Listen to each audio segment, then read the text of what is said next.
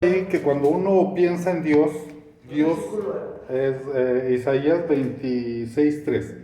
Está diciendo ahí en Isaías 23 que cuando uno pone la mente en Dios, Dios le va a traer paz a uno, ¿verdad? Como consecuencia. Cosa contraria que sería al revés, ¿verdad? Si uno piensa en el enemigo, pues va a tener, lo menos que va a tener uno va a ser paz. Pero la mente es el campo de batalla donde tanto Dios como el enemigo están tratando de que nosotros pensemos en ellos, por así decirlo. Miren, quiero contar una historia que está aquí en la Biblia, en el libro de Daniel capítulo 4, dice que había un hombre que era un rey que se llamaba Nabucodonosor, y este rey era malo y dice que Dios le tocó la mente, ¿verdad? No le tocó el cuerpo, le tocó la mente y dice que le puso una mente de animal. Entonces dice que este hombre le empezaron a salir plumas, como plumas del cuerpo, y le empezaron a salir como garras. Dios no le tocó el cuerpo, le tocó la mente, le puso mente de animal, ¿verdad? Pero lo que uno piensa que uno es, eso es uno. Lo que tú crees que tú eres, eso tú eres. La Biblia nos dice lo que somos nosotros, dice que somos hijos de Dios, ¿verdad? Que somos creación de Dios y que Dios tiene, dice, mis pensamientos, porque estamos hablando de la mente, dice Dios, son más altos que tus pensamientos. Nosotros tenemos una limitación en la mente, pero la mente de Dios pues es infinita, ¿verdad? Pero Dios quiere transmitirnos el pensamiento de Él hacia nosotros, porque dice el apóstol Pablo aquí en la Biblia, dice, está hablando Pablo, ¿verdad? Dice, nosotros tenemos la mente de Cristo, pero la mente de Cristo es esto, es la palabra de Dios, ¿verdad? Pero este rey Nabucodonosor tenía la mente de animal, entonces le dice la Biblia que él iba a comer con los animales y se iba a comportar como una bestia, ¿verdad? Y lo tenían así amarrado, arrumbado por allá, porque era un animal, ¿verdad? Prácticamente. Dice que después Dios le tocó otra vez la mente y le puso mente de hombre y otra vez se volvió humano, ¿verdad? Pero ese es el poder que tiene la mente. La mente nos juega muchas malas pasadas, o sea, porque tú puedes creer que tú eres algo, pero la Biblia te dice lo que tú eres realmente. Por ejemplo, ahorita voy a poner un ejemplo absurdo, ¿no? O no es absurdo, pero es común en este tiempo, o sea, hombres que se creen mujeres, por así decirlo, ¿verdad? Entonces ellos dicen, no, yo soy una mujer dentro de un cuerpo. Aunque nosotros sabemos que científicamente pues no puede embarazarse, científicamente un hombre va a ir no puede ir con un ginecólogo, que son los que atienden a las mujeres, sino va a ir uno al final de nuestros días, cuando ya estemos grandes, vamos a ir con un doctor que nos cheque la próstata y no la matriz, ¿verdad? Los huesos de un hombre son más pesados físicamente, entonces no hay diferencias, ¿verdad? Pero el diablo ha intentado de hacernos creer a nosotros que somos algo que no somos, ¿verdad? Entonces, me pongo mis lentes. Déjeme ver qué más me puse aquí. Espérame. Es que me apunté varias cosas, pero usted me pone nervioso. Mire, le decía yo a usted que la semana pasada les comenté algo, ¿verdad? De que uno es a veces como un árbol y dice, pasan aves por encima del árbol, ¿verdad? Y uno no puede evitar que los pensamientos pasen por encima de uno.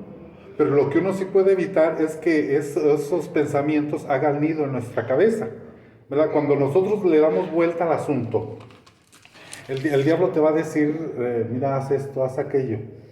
Y uno, de veras, es cierto, ¿verdad? Pero quiero decirle a usted que, por decirlo, los pensamientos en sí, a todo mundo nos van a llegar.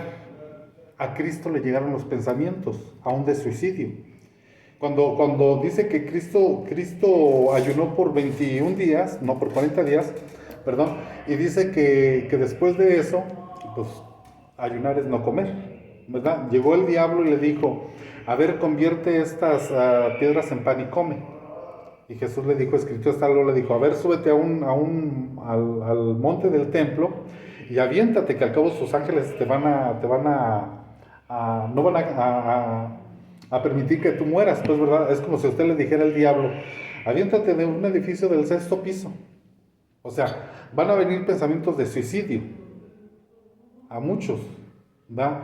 Y lo malo es que uno empiece, no, pues sí, tiene razón. O te van a decir, mata a aquel, o hazle esto a aquel, ¿verdad? Entonces, lo malo no está en que te llegue el pensamiento, porque a Cristo le llegan los pensamientos malos. Lo malo es que uno le dé secuencia o seguimiento a ese pensamiento. Eso es lo malo, ¿verdad? Pero pensamientos de suicidio, a Jesús le llegaron los pensamientos de suicidio, cuanto y más a nosotros. Pero Jesús no pecó cuando le llegó el pensamiento, porque el pensamiento te va a llegar porque te va a llegar, ¿verdad? Lo malo es qué haces tú con ese pensamiento. Jesús lo reprendió. O sea, nosotros lo que podemos, cuando nos llega un pensamiento, en el nombre de Jesús te vas, ¿verdad? Por ejemplo, hay gente que practica la yoga y que dice pon tu mente en blanco, ¿verdad? Y es meditación y es como que, o no sé, pero la Biblia no nos dice que pongamos nosotros nuestra mente en blanco, sino que la Biblia dice pensar en todo lo bueno, en todo lo justo, en todo lo santo, en todo lo que es bueno para dar gloria a Dios, ¿verdad? Entonces Dios no nos está pidiendo que pongamos nuestra mente en blanco, sino que pensemos en cosas positivas. Ahora también nos dice que llevemos cautivas todos los malos pensamientos. O sea, cuando viene un pensamiento, dice, tú lo puedes llevar cautivo, pero es algo que tú puedes hacer, que tú tienes la autoridad para decir no. O sea, no quiero pensar en esto. O sea, pedirle a Dios, o sea, sabes que pues cambia mi pensamiento o algo, ¿verdad? Pero tú puedes hacer que ese pensamiento cambie. Entonces, tú eres lo que tú crees que tú eres. Si tú crees que tú eres un animal, pues vas a ser un animal. Pero tú no eres un animal. Te voy a poner un ejemplo. Una vez hicieron un experimento. A una gallina le estaban empollando sus huevitos de gallina, pues para los pollitos, y le pusieron a que incubara un huevo de un águila. Y la gallina pues lo incubó, ¿verdad? Pero llegó el momento en que nacieron los pollitos y nació el águila. Entonces el águila no era pollo, era águila, pero se crió entre los pollos y miraba que los pollos buscaban la comida los gusanitos en la tierra, así pues el águila también hacía lo mismo, ¿verdad? Pero iba creciendo el águila, iban creciendo los pollos y el águila volteaba hacia arriba y miraba las aves que volaban y él suspiraba. Pero decía, no, pues yo soy un pollo, ¿verdad? Pero yo quiero decirte a ti que tú no eres un pollo, tú eres un águila. A ti te han vendido el diablo te ha vendido y tú se las has comprado, ¿verdad? Que tú eres tal vez algo menos que nada, ¿verdad? Pero tú vales mucho, tú puedes salir adelante, tú naciste para volar. Dios quiere que nosotros, mira, el diablo quiere matar nuestros sueños, pero Dios lo que quiere es avivar nuestros sueños.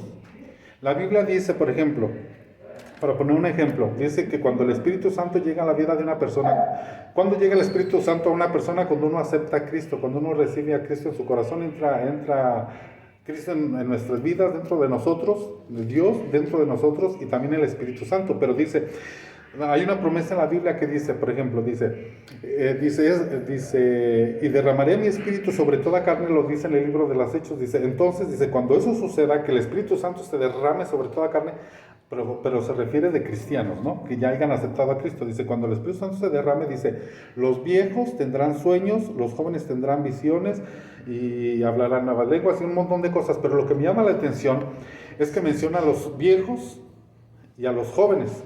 Dice que los viejos tendrán sueños, pero si uno ve en la realidad en este mundo, la mentalidad de este mundo, los viejos o las personas ancianas ya no tienen sueño ni sueños. No tienen sueño porque tienen insomnio, no pueden ni dormir. Y no tienen sueños porque dicen, ¿para qué una casa? ¿Para qué un carro? ¿Para qué un negocio? Pero ya solo me queda la muerte, ¿verdad? Pero cuando el Espíritu Santo llega a tu vida, te cambia el chip.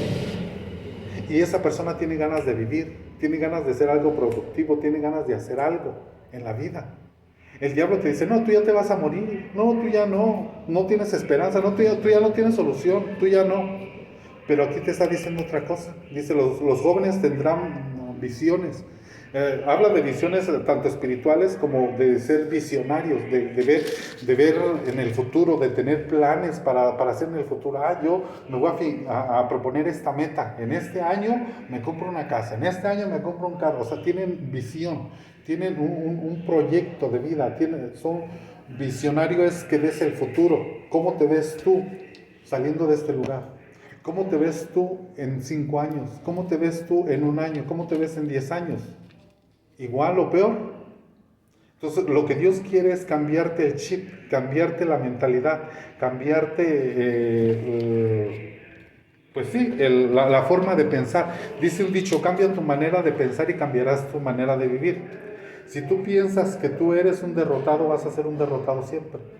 Si tú piensas que eres una persona que puede hacer las cosas, las puedes hacer, pero el diablo te va a decir no, pero Dios te va a decir sí, pero tienes que trabajar para hacerlo, ¿verdad? No es nada más, por ejemplo, la vaca, por así decirlo, es que escuché ese dicho hoy de un guatemalteco, a una vaca no va a venir la vaca y te va a dar la leche, tú tienes que ir a exprimir la vaca.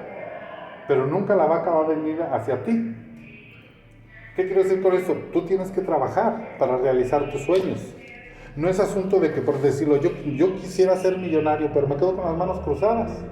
No, es actuar sobre lo que tengo yo en visión. Yo tengo el plan de comprar una casa. Bueno, pues me voy como un deportista, ¿no? Un deportista quiere llegar a cierta meta, se va a abstener de alimentos, se va a abstener de tiempo con los amigos, se va a abstener de muchas cosas para llegar a su meta. Igual tú. Si te vas a proponer una meta, tienes que abstenerte de muchas cosas. A veces gané 1,000 pesos, por decirlo, los pobres que son siempre pobres son porque gastan más de lo que ganan, pero los ricos siempre ahorran, ¿verdad? E invierten, tienen activos y no pasivos. Un activo es aquello que te da a ganar, un pasivo es aquello por lo que tú pagas. Tú pagas para tener por la luz, tú pagas por el agua, tú pagas por el internet, tú pagas por la vivienda, tú pagas por la comida. Pero ese es un pasivo, pero un activo económico es aquello que es un negocio que te está dando rentabilidad. Que tú tienes una casa y la rentas, eso te da ganancia, ¿verdad? Pero nosotros tenemos una mentalidad que nos la han distorsionado y echado a perder, pero Dios quiere cambiarnos a nosotros el chip. Mire, cuando el pueblo de Israel, otra vez voy a la película de los 10 mandamientos porque me gusta mucho poner ese ejemplo. Cuando el pueblo, en la película de los 10 mandamientos, el pueblo de Israel estaba esclavo en Egipto, ¿verdad? Pero resulta que Dios le dice llama a Moisés, le dice, ¿sabes qué? Tú vas a ser el libertador de este pueblo y los vas a sacar de Egipto y los vas a llevar al desierto para que me hagan fiesta, ¿verdad? Pero yo los voy a llevar a una tierra prometida donde fluye leche y miel y donde hay abundancia, pues, económica, donde hay leche, o sea, que sobreabunda, había frutos. Dice que las uvas las cargaban en racimos entre 2 personas, pero eran uvas grandototas, racimos grandototes, súper gigantes, ¿verdad? Entonces, Dios los saca de Egipto porque les promete una tierra prometida que representa la abundancia, ¿verdad? Pero resulta que Dios los saca de Egipto y cuando van a salir de Egipto están entre el mar y entre Egipto. Y el faraón los está persiguiendo para matarlos, porque no los quería dejar ir. Entonces Dios abre el mar y pasan ellos, ¿verdad? Y ya pasa el pueblo de Israel por el mar, o sea, un milagro sobrenatural de cómo Dios los liberta. Y llegan al desierto, entonces el faraón también quiere entrar por el mar, pero se cierra el mar y ahoga al faraón y ahoga a todos los egipcios, menos al pueblo de Dios, que eran los judíos, ¿verdad? Pero resulta que Dios, para liberar al pueblo o para liberarnos a nosotros, se tarda un momento, un instante. Dice la Biblia que cuando nosotros aceptamos a Cristo en nuestro corazón, pasamos de las tinieblas a la luz, en un momento, en un instante, ¿verdad? Tú aceptas a Cristo en tu corazón y ya te trasladó del reino de las tinieblas al reino de la luz, fue un instante. Para el pueblo de Israel, sacarlos de Egipto tardó, digamos, un día, por así decirlo, ¿no? En lo que cruzaban el mar, en lo que se cerraba el mar, en lo que el faraón se ahogaba. Y decía, Dios le dijo a Moisés, ¿sabes qué? En unos 11 días más o menos, van a llegar de aquí hasta la tierra prometida, pero tienen que atravesar el desierto. El desierto es figura de la prueba, ¿no? Todos vamos a pasar por desiertos en la vida. Pero dice, van a tardar, ¿cuánto tiempo tardan, digamos, los que han ido a San Juan? ¿Cuánto tiempo se hace de aquí a San Juan a pie? Digamos 2 días. Bueno, pues para atravesar el desierto caminando son más o menos como 11 días. Pero resulta que ellos se tardaron 40 años. ¿Por qué se tardaron 40 años? Porque le daban vueltas y vueltas y vueltas al asunto. Igual nosotros, Dios nos quiere llevar de una posición a otra, de estar aquí a estar acá, pero nosotros, el problema somos nosotros que le damos vueltas y vueltas al asunto. Para Dios, liberarnos del diablo, como al pueblo de Israel lo liberó de Faraón, tardó un momento. Pero es más difícil para Dios liberar a las personas de ese traslado, a liberarlos de su mente.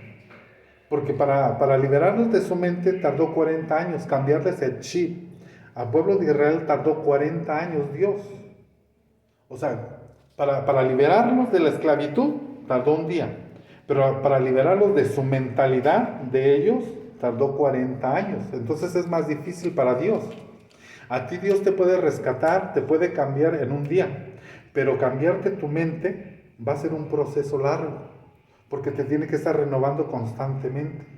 Constantemente tiene que estar cambiando tu mente, ¿verdad? Entonces, para Dios le cuesta mucho trabajo cambiar la mentalidad del hombre. Hay gente que dice, es que yo creo que Dios quiere que yo sea pobre, por decirlo. Hay gente que así dice, ¿verdad? Entonces yo le diría a esa gente, es precisamente lo que Dios no quiere, pero espera que tú tampoco quieras. Un padre desea lo mejor para su hijo, igualmente Dios desea lo mejor para ti. Y lo mejor de lo mejor, mejor que tu papá y tu mamá desean lo mejor para ti, Dios desea mucho mejor que eso. No más que en la mente también están, antes de irme a los del camino de Maús, está una palabra que me apunté yo aquí que se llama suposiciones. En la mente están las suposiciones. Uno supone muchas cosas en la mente. Una suposición es tener predeterminado algo o sobre alguien que puede ser cierto o no ser cierto. Tú puedes tener una suposición de que yo soy de tal forma, o yo puedo tener una suposición de creer algo de él, pero es una suposición que puede ser correcta o incorrecta. También de Dios se puede suponer muchas cosas, ¿verdad? Había una persona en la Biblia que le dijo a Dios, a Jesús, o a Dios, ¿verdad? Que le dice, yo sabía que tú eras malo, y por eso no hice esto, ¿verdad? Entonces, voy a esta historia. El Señor Jesús contó una parábola que es una historia. Le dijo, había 3 hombres, ¿no? A uno le dio una mina, es decir, unas monedas de oro, una moneda. A otro le dio 5 monedas, a otro le dio 10 monedas para que las trabajara, para que poner a trabajar ese dinero. Dice, y dice, yo me voy y regreso, y cuando regreso les pido cuentas. Entonces dice que el que al que le dio 10 monedas, las multiplicó. Entonces dijo, a este denle todos esos reinos, equivalente a la cantidad que reprodujo para que él gobierne sobre 10 reinos. Al que le dio 5, las multiplicó, dijo, bueno, a este denle la cantidad de reinos para que él gobierne. Y al que le dio un talento, le dijo, ¿y tú qué hiciste con la moneda que te di? Porque a todos Dios nos ha dado algo, ¿verdad? Pero este hombre le dijo, es que yo sabía que tú eras malo, y lo que hice fue pues enterrarlo, porque dije, pues tú eres malo y me vas a pedir cuentas de esto, y aquí está la moneda que tú me diste, el dinero que tú me diste, aquí está. Entonces le dijo, si tú sabías que yo era malo, o sea, el hombre decía, yo conocía que tú eras malo. O sea, él ya tenía una idea preconcebida de Dios, pero era una idea errónea. no era cierto que Dios era así, como él decía. Pero Dios le dijo, si tú sabías que yo era malo, ¿por qué no la metiste al banco? El banco me hubiera dado intereses. Porque Dios nos llama a eso, a que nosotros nos reproduzcamos, que seamos productivos. Dios quiere que tú seas una persona productiva, pero nosotros tenemos un concepto de Dios. Otra, por ejemplo, suposición. Hay una historia en la Biblia que es la del hijo pródigo, que era un padre que tenía dos hijos. Y un hijo estaba aburrido de la vida de su papá y mejor se fue de la casa. Dijo, dame mi herencia, yo me voy. Se la malgastó, pero él tenía una idea preconcebida él creía que su papá era de tal forma, o sea, Dios, porque su papá era Dios, ¿verdad? Y este pródigo nos representa a nosotros que nos alejamos de Dios y luego regresamos. Pero el otro hermano nunca se fue de la casa, se quedó en la casa. Pero cuando el hermano que lo perdió todo, regresó con el papá le hizo una fiesta del gusto, de la emoción, de la alegría que había vuelto su hijo, ¿verdad? Y el otro hermano estaba amargado, vivía en la casa del padre, y le dijo al padre, ¿por qué a mi hermano le haces una fiesta y por qué a mí nunca me diste un cabrito para matarlo? Y el padre le dijo, pero si todo lo mío es tuyo, o sea, no lo hiciste porque no quisiste. O sea, los dos tenían una idea preconcebida de Dios, pero los dos tenían una idea errónea de quién era Dios. Y uno va a vivir la vida según el concepto que tenga de Dios.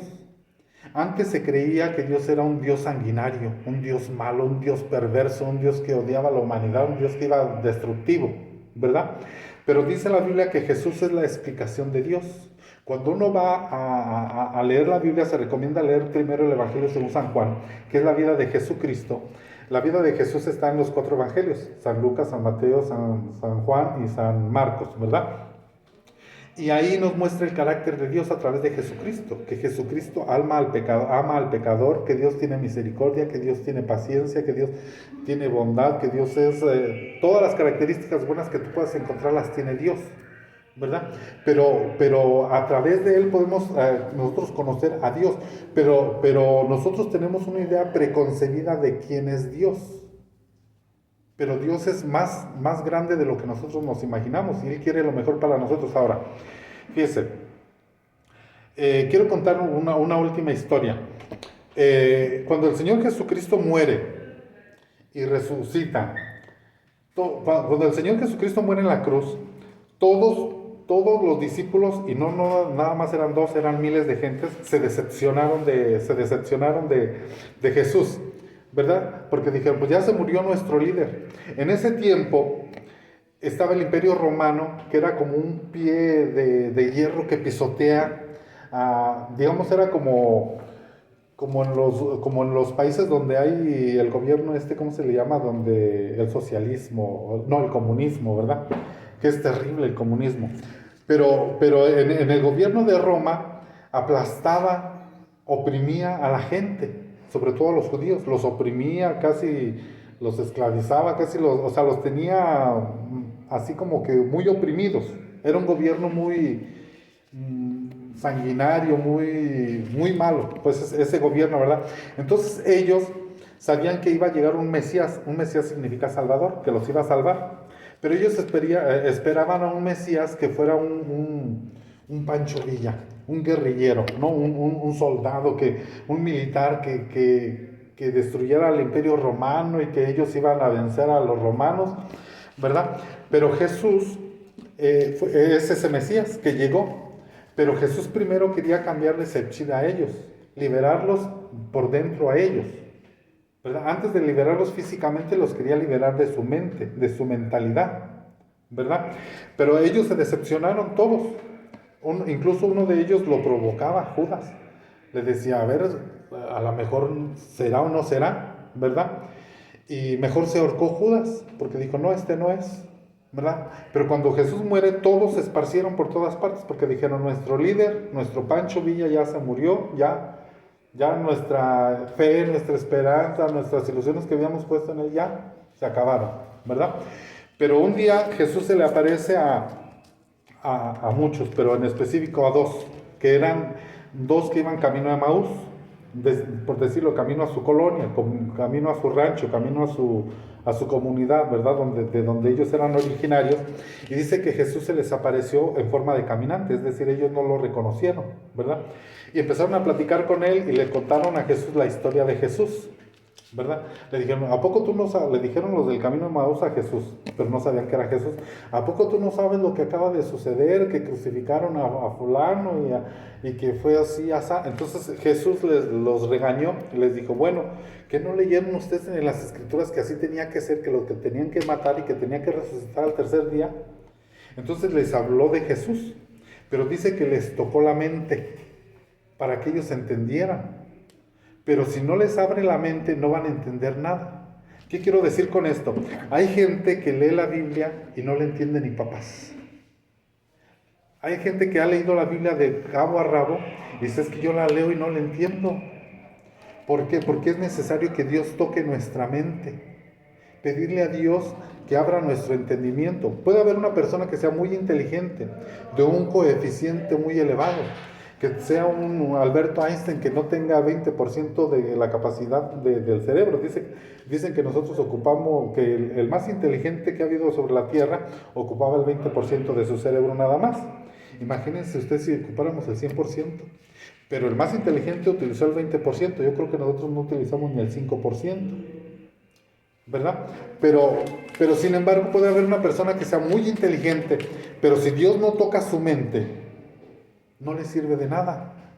Entonces necesitamos que Dios toque nuestra mente para poder entender, que nos abra la mente y que nos abra el entendimiento. Entonces, de tal manera que pueda haber, buenas noches, puede haber una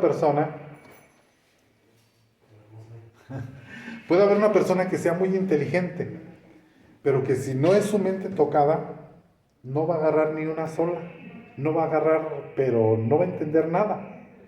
Pero si Dios toca su mente, aunque tuviera serrín en la cabeza, va a entender porque va a entender.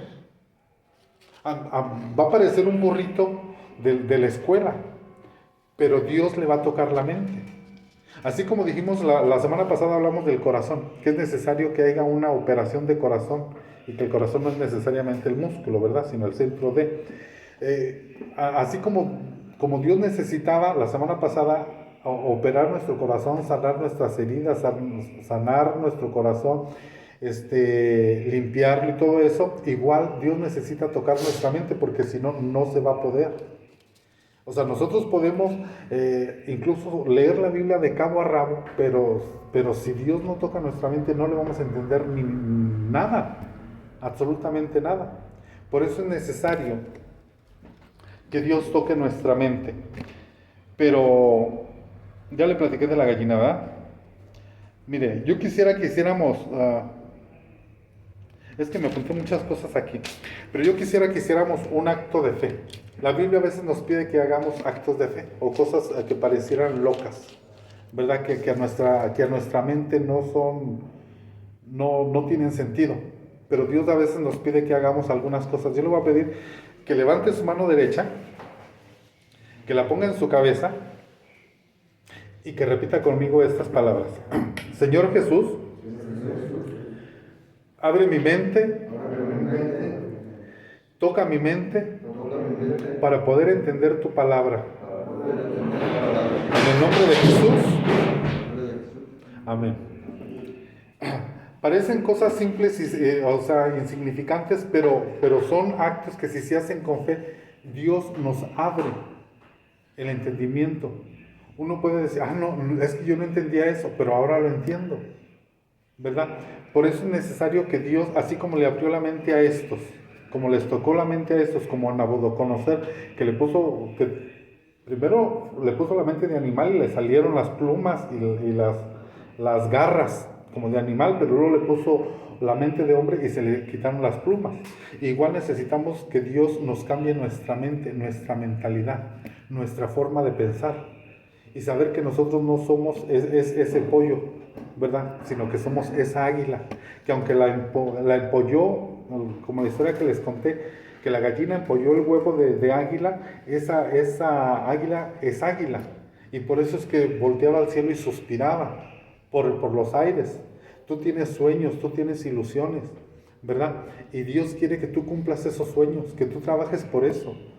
Tú no eres un pollo, tú eres un águila que fue creado para volar. Tú eres capaz de hacer grandes cosas, ¿verdad?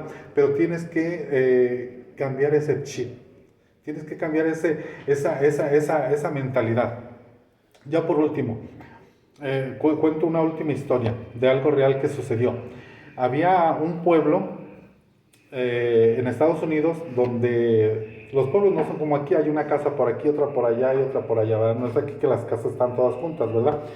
Entonces era un pueblo chico, había muchos jóvenes como ustedes, pero había un joven que dijo, yo quiero salir adelante, ¿verdad?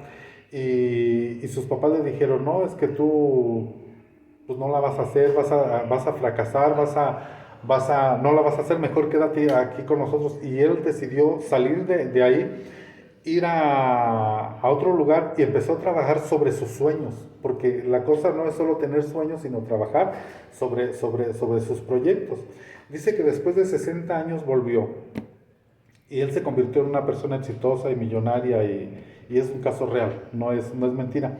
Y dice que después de 60 años llevó a su hijo a visitar al pueblo y le dijo, mira, aquí estaba el pozo, mira que estudié en esta escuela, mira. Entonces quiso visitar a alguno de sus amigos, ¿verdad? Y consiguió la dirección de uno de sus amigos y dice que llegó a la casa de uno de ellos, pero le dieron una dirección y dice, la casa estaba como abandonada, como destruida, parecía que nadie vivía ahí, ¿verdad? Pero de todos modos tocamos, parecía inhabitable la casa, destruida y todo, ¿verdad? Y salió el amigo de esta persona, ¿verdad? Y vieron que la casa estaba toda destruida, mal, que caían goteras de la casa y que estaba lloviendo y que ponían cubetas para que cayeran las gotas de agua. Y empezaron a platicar, ¿verdad? Y el hombre que se quedó en el pueblo, él contaba, dice, no, pues es que yo trabajé toda mi vida en tal empresa y luego ya después me corrieron y ya no pude conseguir trabajo y no pude salir adelante, ¿verdad? Pero fue un contraste al hombre que había salido, porque él cambió su mente. O sea, los dos se criaron juntos, los dos vivieron juntos, pero el final de ellos fue diferente. No era que Dios amaba más a uno o amaba más a otro. Dios no te ama más a ti más que me ama a mí, ni me ama más a mí que te ama más a ti. A los dos Dios los amaba, pero el problema era la mente que tenían, la mentalidad que tenían. La gente por eso les decía yo, hay gente que dice, yo creo que Dios quiere que yo sea pobre. No, precisamente eso es lo que Dios no quiere. Dios no quiere que tú seas pobre, Dios quiere que tú seas una persona exitosa, que tú seas, pero tienes que trabajar por esos sueños, por eso que tú, nosotros cuando somos niños somos buenos para soñar. Le preguntan a un niño, ¿tú qué quieres ser cuando seas grande? Yo doctor, yo médico, yo esto. Y va creciendo uno y las experiencias de la vida van apagando esos sueños, van apagando esas ilusiones. Pero por eso dice la Biblia aquí, cuando el Espíritu Santo llegue sobre tu vida, los viejos tendrán sueños. Sueños tanto de dormir como sueños de querer prosperar. Y los jóvenes tendrán visiones. Ustedes son jóvenes, ustedes son visionarios, ustedes son el motor, tienen la fuerza. Los viejos tienen la experiencia, pero ustedes tienen la fuerza. Los que ya estamos de 50 años para arriba, pues la fuerza se nos va acabando, lo que nos queda es la experiencia, pero ustedes tienen esa fuerza, esa capacidad, esa visión para trabajar, ver el futuro de otra forma. Pero si tú no cambias tu manera de pensar, no cambiará tu manera de vivir. Necesitas forzosamente cambiar tu manera de pensar para que cambie tu manera de vivir. Si tú crees que tú eres... ponía el ejemplo pues de los que se creen, de los hombres que se creen mujeres, ¿verdad? Pero solo es un pensamiento de ellos, pero en los demás no está ese pensamiento.